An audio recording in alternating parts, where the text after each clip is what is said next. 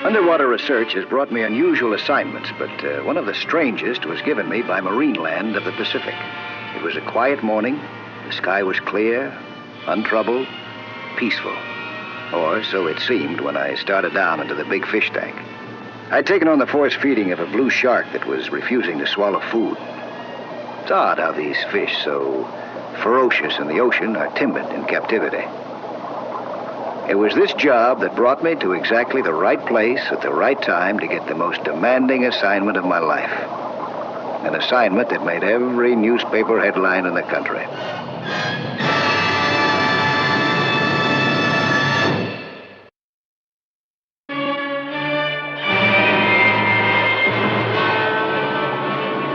I was at the bottom of the Marine Land tank feeding the shark when I felt an unusual vibration. It must have come from outside the tank. I surfaced to investigate. It was the sonic boom of a jet.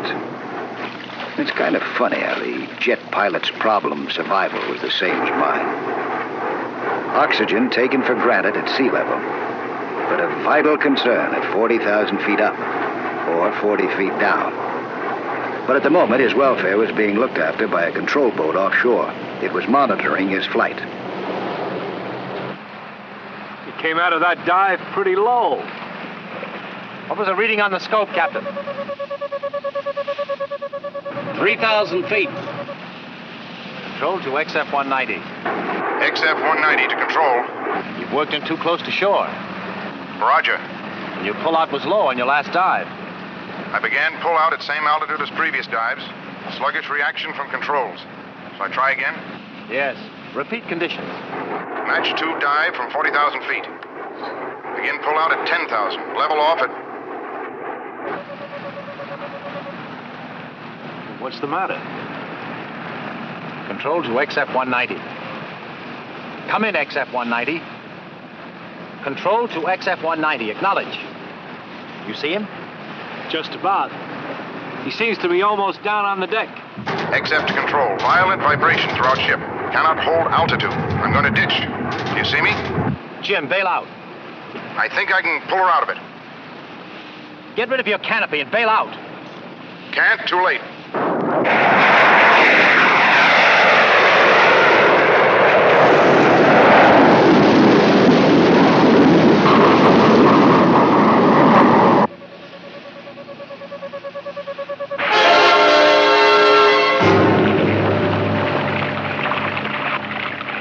Where did he go in?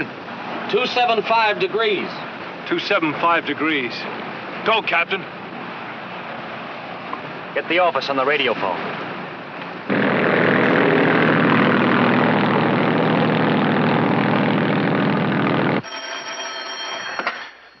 Hello?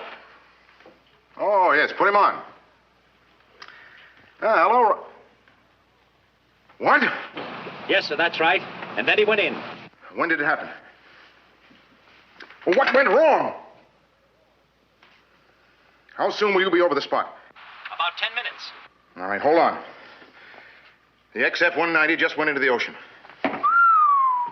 Who's the pilot? Jim Cook. Did he get out all right? Stayed with the ship. He has 2 children. He didn't have a chance. The plane sank in 60 seconds. We've lost Cook. And a research investment of a cool $10 million. What went wrong? We've got to rebuild, and we can't put the same error back in. What did Ryman say? The only thing Cook said on the radio was violent vibration throughout the ship. Hey, Ryman. Here. Do you know how deep it is where the jet went in? Yes, sir, I have the chart right here. It's 60 feet to the bottom. All right, now get this. Put a dye marker overboard where the plane hit. Watch for air bubbles on the surface. Get your sonar operating. But find that aircraft. I'll have a Navy salvage crew out to you as soon as I can. We got to raise that ship and find out what went wrong. Sir, the captain says we've got to tie a marker buoy to the XF within an hour. I can't get the Navy out there in an hour. Why an hour? Hello, sir. This is the captain. It's blowing up out here. I wouldn't guarantee more than another hour of calm sea. After that, it might get too rough to search. Sir, if we don't mark and find the wreck now, we might never locate it again. All right. You locate that jet now. I'll have a marker buoy tied to it in 15 minutes. How? I know a man who can save us $10 million in 15 minutes. How? Jeannie, get me Mike Nelson at Marine Land of the Pacific. If he's not there, try his boat through KOU. But find him in a hurry. It's important. I think you better call Jim Cook's wife. Who's Mike Nelson? Oh, he's an ex-frogman. Knows this part of the coast from top to bottom.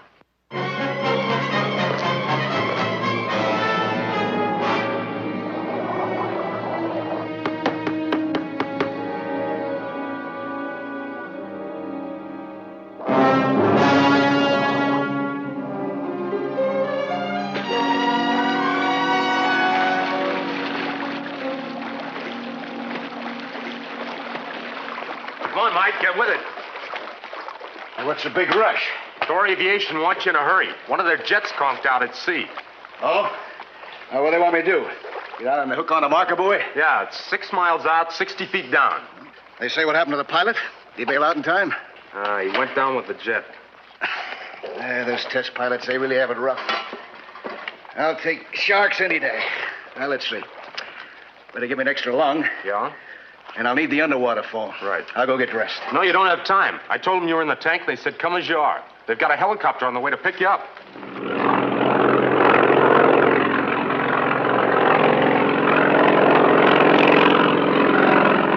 Bubbles on the water, about 75 feet. Jack, throw out the hook.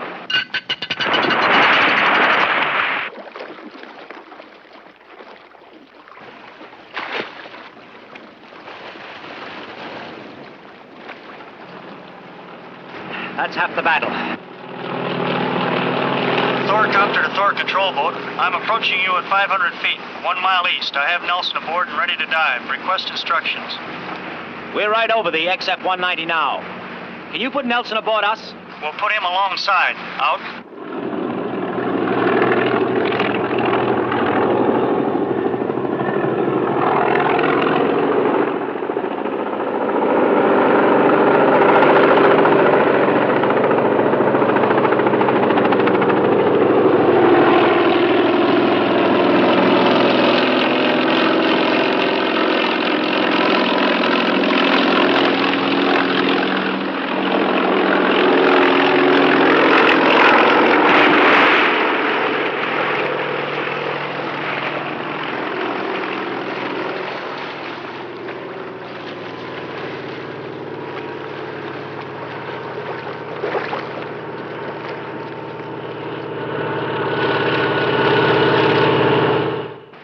Set, Nelson? Yeah.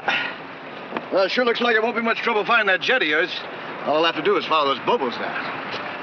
I'll hook this line onto her and set up a marker. You watch for it now, huh? Mike, I've got this underwater light all hooked up. Can you use it? Oh, yeah, fine. That's a good idea. What about your underwater phone? No, not this trip. If I need anything, I'll send up a message on this slate. How? With one of these rescue packs I've got. Is there anything else you want? Yeah, that jet plane.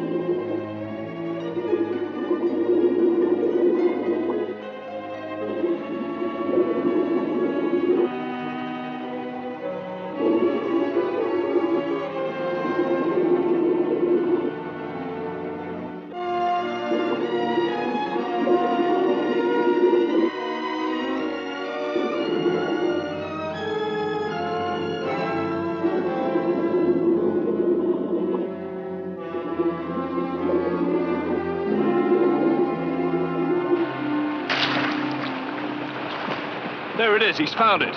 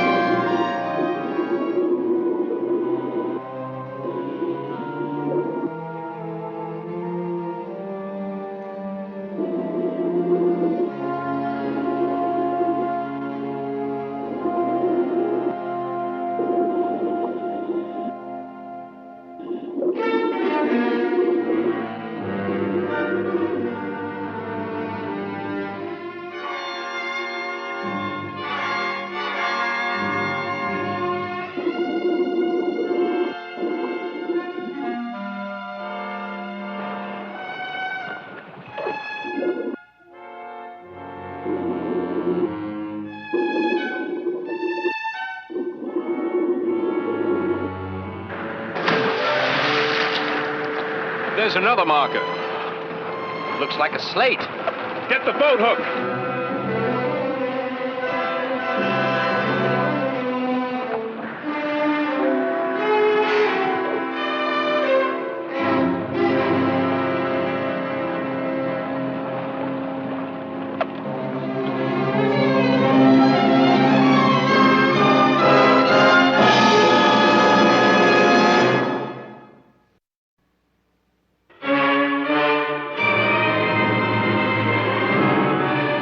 The test pilot was trapped in the cockpit of his airplane 60 feet below the surface.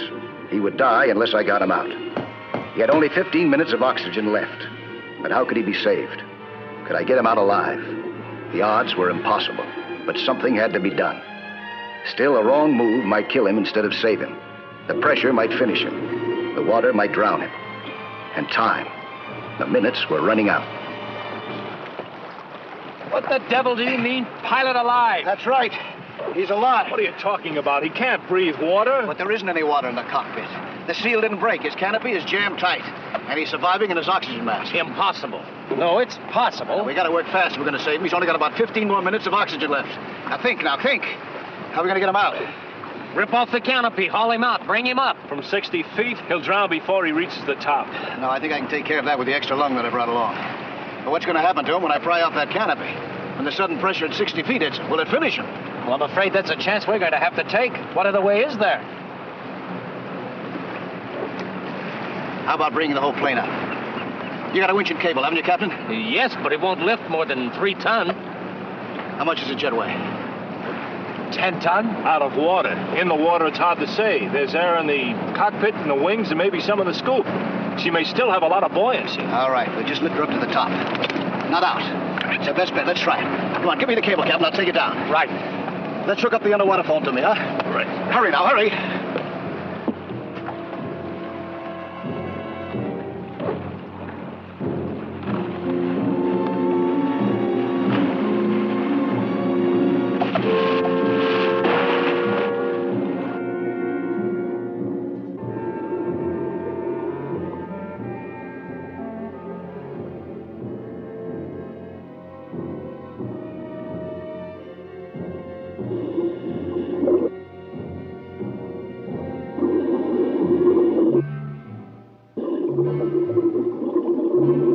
He's going to need a lot of luck.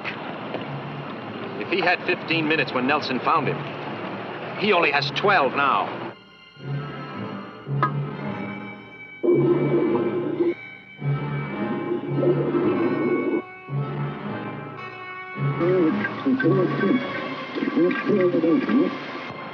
He says to take in the slack. All right, bring the slack in a little bit.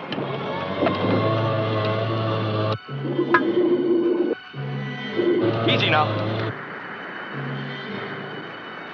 That's enough.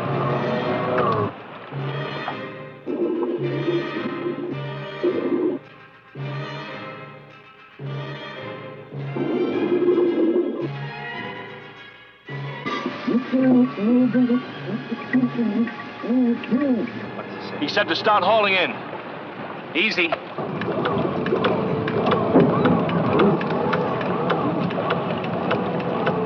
Yeah, it's lifting now. We got 8 minutes left.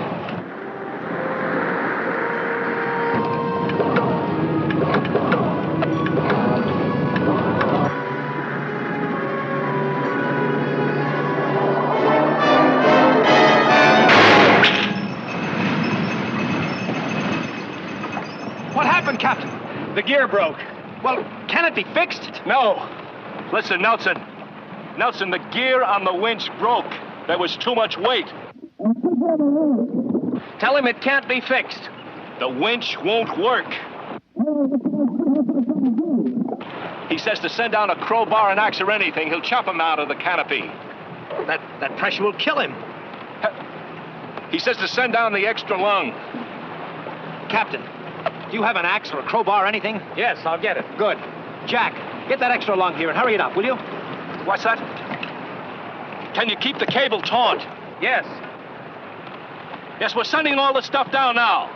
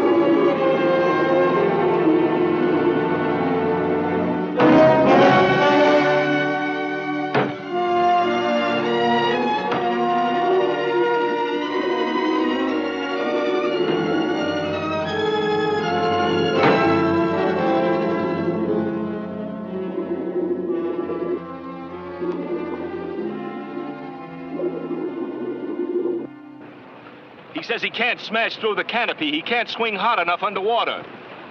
Tell him to pry it off. He's already tried that. What? He wants to know if you got some kind of cutting torch aboard. Captain? Yes. Good, then get it. Right. Tell him to come after it. Nelson, we've got the torch. Come on up after it. There's only 4 minutes left.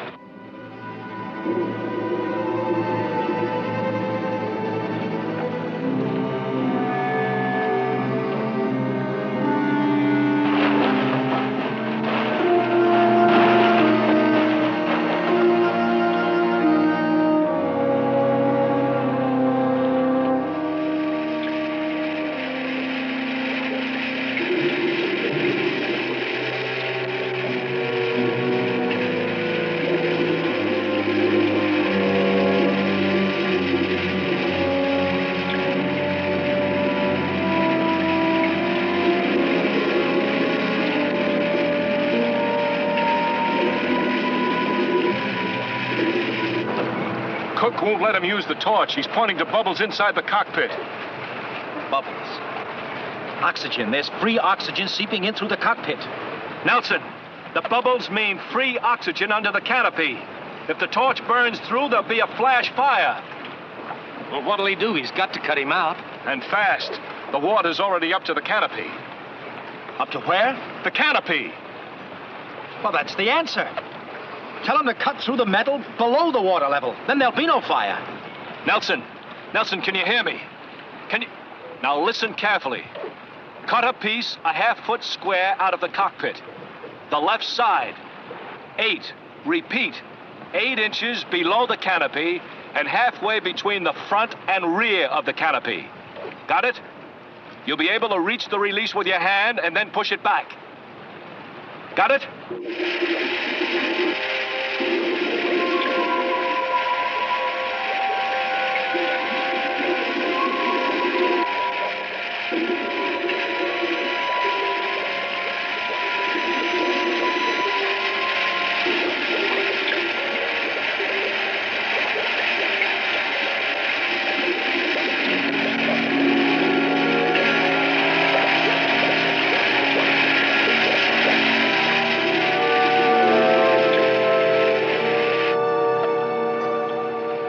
watch says he's almost finished.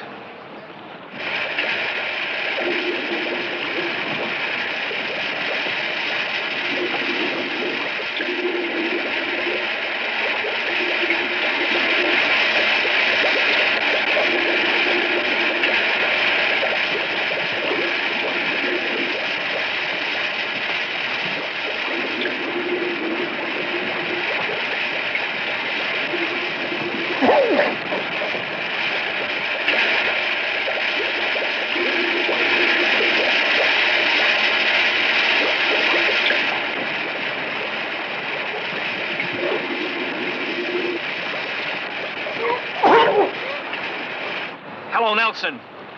Nelson, can you hear me? Nelson, can you hear me?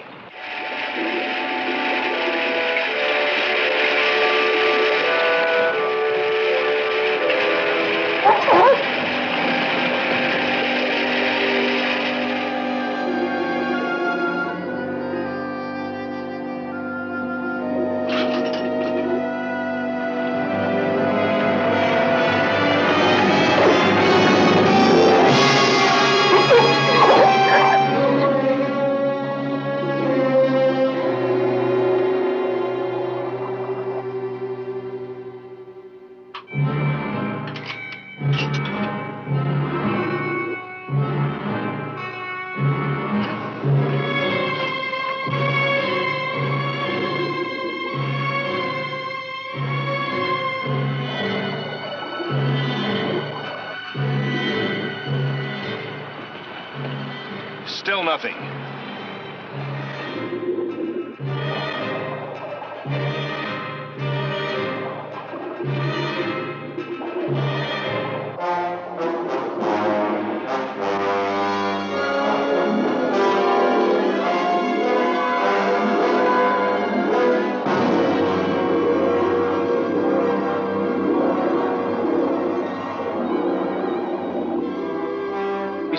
He's calling.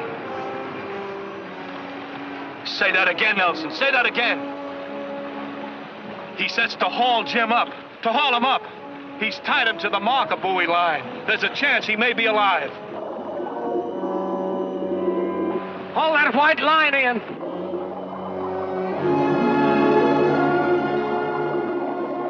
Jim Cook was safely on his way up.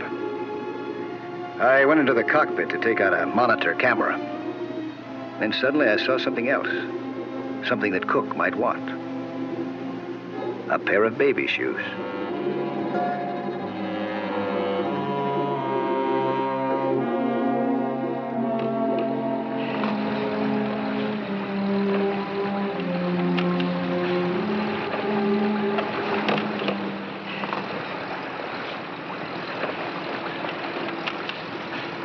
How's he? Pretty lucky, thanks to you. Just got a broken eardrum. Good. Thought you might want this camera. Oh, great. Maybe it'll tell us how he crashed. All anchor, we're heading for shore. Got what it takes, fella. And I think this is what really saved you.